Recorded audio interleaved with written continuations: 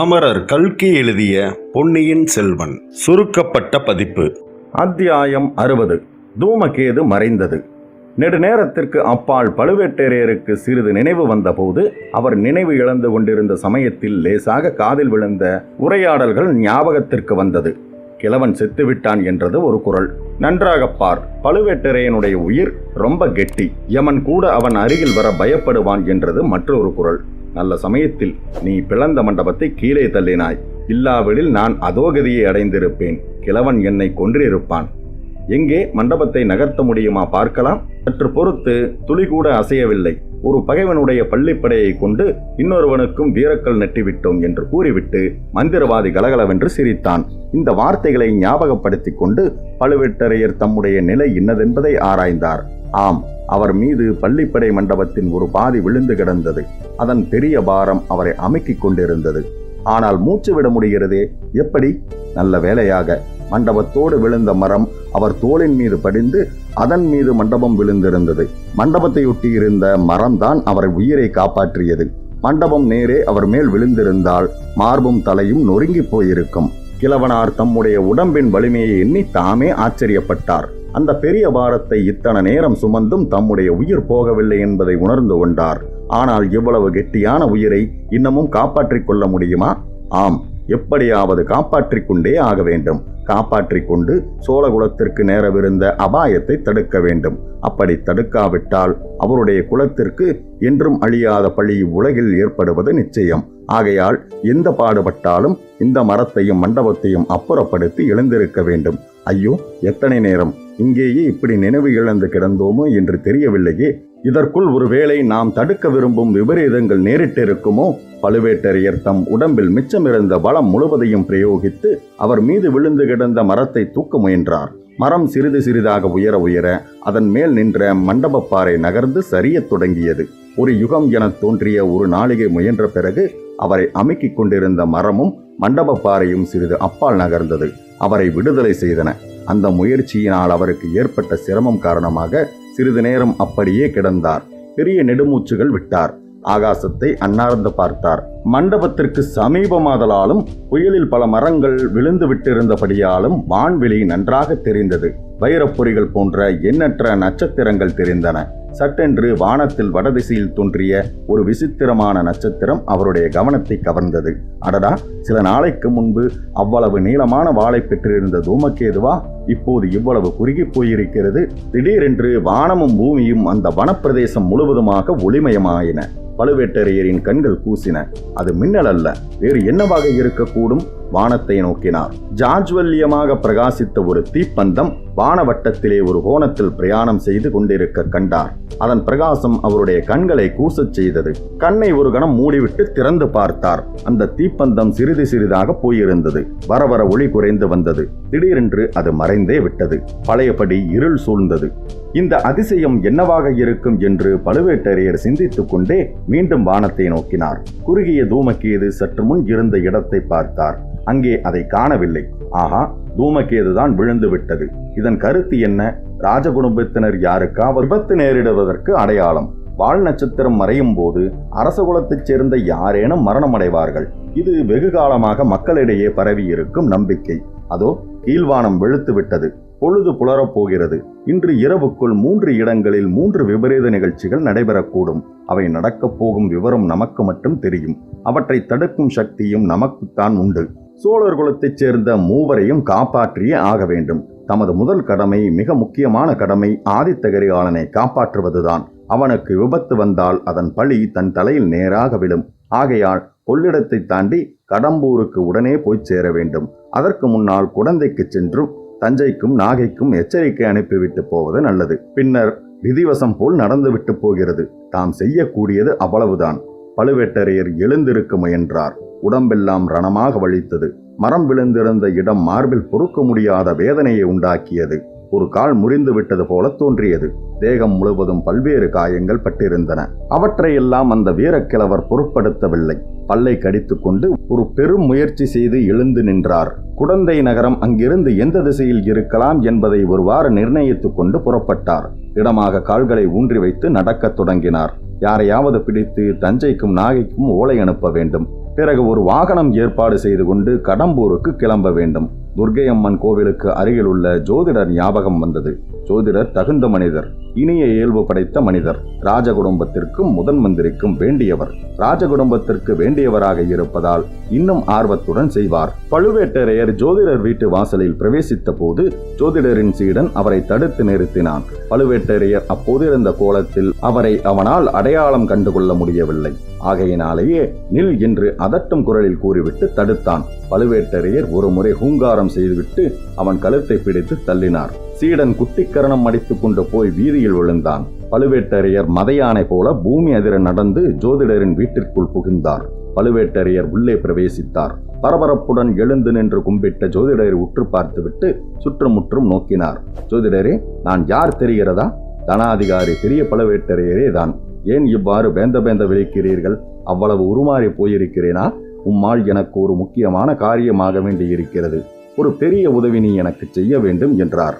ஐயா, இந்த ஏழை எளியவனால் தங்களுக்கு என்ன பெரிய உதவி தேவையாயிருக்க முடியும்? தங்களை பார்த்தவுடனேயே திடுக்கிட்டு போனேன். அதனால் தங்களை தக்கபடி வரவேற்று உபசரிப்பதற்கு தவறிவிட்டேன். பெரிய மனது செய்து அந்த பலகையில் உட்கார வேண்டும் என்று பலகைகளை சுட்டி காட்டினார்.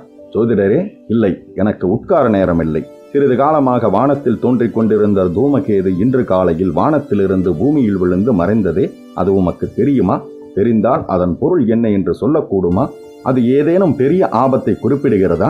சக்கரவர்த்திக்கோ அவருடைய மக்களுக்கோ நேரப்போகிற விபத்தை குறிப்பிடுகிறதா என்று கேட்டார் பழுவேட்டரையர். தனாதிபதி, ராஜாங்க சம்பந்தமான காரியங்களில் ஜோதிடம் பார்க்கக்கூடாது என்பது எங்கள் தொழிலின் பரம்பரை மரபு. தூமகேது தோன்றுவதும் விழுவதும் அரச குலத்தினருக்கு அதிர்ஷ்டத்தை குறிப்பிடுவதாக சொல்லுவார்கள். ஆனால் அது ஜோதிட சாஸ்திரத்தை சேர்ந்ததல்ல, ஜனங்களின் தொன்று தொட்ட நம்பிக்கை. அதில் எனக்கு அவ்வளவாக நம்பிக்கை கிடையாது.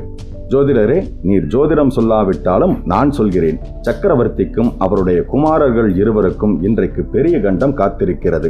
யமதர்மன் அவர்களை நோக்கி நெருங்கி வந்து கொண்டிருக்கிறான். சக்கரவர்த்தியின் யமன் பழுவூர் மாளிகையைச் சேர்ந்த பொக்கிஷ நிலவரையில் மறைந்திருக்கிறான். அருள்மொழியின் யமன் யானை பாகனுடைய அங்குசத்திலே ஒளிந்திருக்கிறான். அவர்கள் இருவரையும் தடுத்து நிறுத்தி சக்கரவர்த்தியையும் பொன்னியின் செல்வனையும் காப்பாற்றுவது உம்முடைய பொறுப்பு.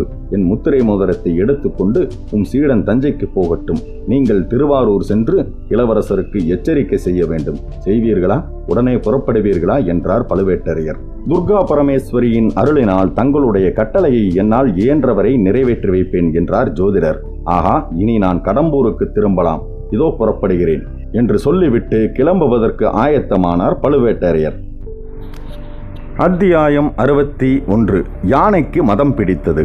நாகைப்பட்டின நகர மாந்தரின் விருந்தெல்லாம் முடிந்த பிறகு அலங்கரித்த யானை மீது ஏறி அன்றிரவு இளவரசரும் அவருடன் வந்த ஜனங்களும் திருவாரூர் வந்து சேர்ந்தார்கள். திருவாரூர் மக்கள் இளவரசர் வருகையை முன்னதாக அறிந்திருந்தபடியால் அவருக்கு ராஜாங்க வரவேற்பு அளித்து ராஜ உபச்சாரங்கள் செய்தார்கள். ஏறக்குறைய நடுநிசியில் இளவரசர் சோழ மாளிகைக்கு வந்து சேர்ந்தார். அங்கே சில விபரீதமான செய்திகள் காத்திருந்தன. தஞ்சைக்கு மேற்கே பலமான மழை பெய்தபடியால் காவிரியிலும் கொள்ளிடத்திலும் அவற்றின் கிளை நதிகளிலும் பெருவெள்ளம் வந்து பல இடங்களில் கரை உடைத்து கொண்டதாகவும் ஒரே வெள்ளக்காடாக இருப்பதால் மேற்கொண்டு பிரயாணத்தை தொடர்ந்து நடத்துவது கஷ்டமாக இருக்கும் என்றும் சொன்னார்கள். 2 நாள் திருவாரூரில் தங்கி வெள்ளம் வடிந்த பிறகு புறப்படுவது உசிதம் என்றும் தெரிவித்தார்கள். அதற்கு இளவரசர் இஷ்டப்படவில்லை. தஞ்சையை உடனே அடைய வேண்டுமென்ற பரபரப்பு அவர் உள்ளத்தில் குடிகொண்டிருந்தது. நதி உடைப்புகளும் வெள்ளமும் அவருடைய அந்த ஆர்வத்தை தடை செய்துவிடக்கூடுமா என்ன? ஆம், இத்தனை ஜனங்களும் பரிவாரங்களும் புடைசூழப் போவதாயிருந்தால் பிரயாணம் தடைபடத்தான் செய்யும். தாம் மட்டும் தனியே யானை மீது ஏறிச் சென்றால் பிரயாணம் தடைபட வேண்டிய அவசியமில்லை. யானைக்கு அண்டாத ஆழம் உடைய நதி எதுவும் தஞ்சைக்கு போகும் வழியில் இல்லை. இந்த பெருந்திரளான மக்களிடமிருந்து எப்படி தப்பித்துச் செல்வது என்பதுதான் கேள்வி. எல்லாவற்றிற்கும் யானை பாகனிடம் எந்த நேரத்திலும் புறப்பட ஆயத்தமாக இருக்கும்படி சொல்லி வைப்பது நல்லது. எப்படி இருந்தாலும் காலையில் நாம் என்ன செய்ய வேண்டும் என்பது பற்றி ஒரு முடிவுக்கு வந்தார். மறுநாள் அதிகாலையிலேயே எழுந்து பிரயாணத்திற்கு ஆயத்தமானார். மாளிகை வாசலுக்கு வந்தார். அங்கே கட்டியிருந்த யானை இளவரசரை பார்த்ததும் ஆதரவோடு துதிக்கையை நீட்டி அவரை தடவி கொடுத்து கொஞ்சியது. யானைப்பாகன் எங்கே என்று இளவரசர் உரத்த குரலில் கேட்டார். உடனே பல குரல்கள் யானைப்பாகன் எங்கே என்று எதிரொலி செய்தன. இளவரசரைப் போலவே அதிகாலையில் பிரயாணத்திற்கு ஆயத்தமாக ஜனங்கள் திரண்டு வந்திருந்தார்கள். அவர்களிடையே அகப்பட்டு கொண்டு முன்னால் வர முடியாமல் திணறிக் கொண்டிருந்த முருகையனை பார்த்தார். அவனை நோக்கி சமிக்ஞை செய்யவே ஜனங்கள் அவனுக்கு வழிவிட்டார்கள். முருகையா, யானையின் காலை கட்டியுள்ள சங்கிலியை அவிழ்த்துவிடு என்றார் இளவரசர். முருகையன் அவ்வாறு அவிழ்த்து விட்டு கொண்டிருக்கும் போதே இதோ யானைப்பாகன் வந்துவிட்டான் என்று பல குரல்கள் ஒலித்தன. கையில் அங்குசத்துடன் யானைப்பாகன் ஓடி வந்து கொண்டிருந்தான். கூட்டத்தில் இருந்தவர்கள் அவசர அவசரமாக விலகிக் கொண்டு அவனுக்கு வழிவிட்டார்கள். பொன்னியின் செல்வரும் நல்ல வேளை என்று பெருமூச்சு விட்டு யானைப்பாகன் ஓடி வந்து கொண்டிருந்த திசையை நோக்கினார். ஒரு கையில் அங்குசம் வைத்துக் கொண்டிருந்த யானைப்பாகன் யானையின் அருகில் வந்து அதன் துதிக்கையை இன்னொரு கையால் தொட்டான். யானை உடனே அவனை துதிக்கையால் சுழற்றி பிடித்து தலைக்கு மேலே தூக்கியது. கேட்டவர்கள் பீதி கொள்ளும்படியாக பிளிர்விட்டு யானைப்பாகனை வீசி எறிந்தது. யானைப்பாகன் வெகு தூரத்திலே போய் விழுந்தான். அவன் கையில் வைத்திருந்த அங்குசம் இன்னும் அப்பாலே போய் விழுந்தது. யானைக்கு மதம் பிடித்து விட்டது என்ற பயங்கரம் நிறைந்த குரல் அந்த ஜனக்கூட்டத்திலே எழுந்தது. ஜனங்கள் நாலா பக்கமும் சிதறி ஓடத் தொடங்கினார்கள். இளவரசர் யானையை நெருங்கி வந்தவன் உண்மையான யானைப்பாகன் அல்ல, ஏதோ தீய நோக்கத்துடன் வந்தவன். அதனாலேதான் யானை அவனை தூக்கி எறிந்திருக்கிறது என்பதை ஒரு நொடியில் யூகித்து கொண்டார். வந்தவன் யார், எதற்காக வந்தான் என்பதையெல்லாம் அச்சமயம் கண்டுபிடிக்க முயன்றால் கிடைத்த சந்தர்ப்பம் தவறிப்போய்விடும். ஆணைக்கு மதம் பிடித்து விட்டது என்ற கூச்சலினால் மக்களிடையே உண்டான குழப்பத்தை பின்னர் பயன்படுத்திக் கொள்ள முடியாது. அந்த ஜனக்கூட்டத்தினிடமிருந்து தப்பிச் சென்று கூடிய விரைவில் தஞ்சையை அடைவது அச்சமயம் அவருடைய பிரதான நோக்கமாக இருந்தது. அந்த நோக்கத்தை நிறைவேற்றிக் கொள்ள இதை காட்டிலும் சரியான சந்தர்ப்பம் கிடைக்கப் போவதில்லை. ஆகையினால் முருகையனை தம் அருகில் அழைத்து அவன் காதோடு ஏதோ சொல்லிவிட்டு அவன் தோள் மீது ஏறி யானையின் மீது தாவினார். அப்படி தாவும் போதே யானை மேலிருந்த அம்பாரியை தட்டிவிட்டார். அம்பாரி கீழே விழுந்து உருண்டது. பின்னர் யானை இடத்திலும் அதன் பாஷையில் ஏதோ சொன்னார். உடனே யானை பீத்து கொண்டு கிளம்பியது. முன்பு போல பயங்கரமான குரலில் பிளிரிக் கொண்டே விரைவாக நடந்தது. சிறிது நேரத்திற்கெல்லாம் ஓடவே தொடங்கிவிட்டது. அதே சமயத்தில் முருகையன், ஐயோ, யானைக்கு மதம் பிடித்து விட்டது, ஓடுங்கள், உடனே ஓடுங்கள் என்று பெரும் கூச்சலிட்டான். ஜனங்கள் முன்னை காட்டிலும் அதிக பீதியடைந்து நாலாபுரமும் சிதறி ஓடினார்கள். அக்கம் பக்கத்தில் இருந்த குறுக்கு வீதிகளிலும் சந்துகளிலும் புகுந்து ஓடினார்கள். திறந்திருக்கும் வீடுகளுக்குள்ளும் நுழைந்து ஒளிந்து கொண்டார்கள். திருவாரூர் நகரத்தை தாண்டியதும் இளவரசர் யானையை நேரே தஞ்சாவூர் சாலையில் செலுத்துவதற்கு பதிலாக வடமேற்கு திசையை நோக்கி திருப்பினார். தஞ்சை சாலையில் சென்றால் மக்கள் தம்மை விடமாட்டார்கள், தொடர்ந்து வரக்கூடும். வழியில்லாத வழியில் யானை போய்விட்டால் ஜனங்கள் தொடர்ந்து வர முடியாது. இவ்விதம் அதிவிரைவில் சிந்தித்து முடிவு செய்து யானையை வடமேற்கு திசையில் குறுக்கு வழியில் செலுத்தினார். வயல்கள், வரப்புகள், வாய்க்கால்கள், நதிகள், அவற்றின் உடைப்புகள் இவை ஒன்றையும் பொருட்படுத்தாமல் யானை ஜாம் ஜாம் என்று மனம் போன போக்கில் சென்றது.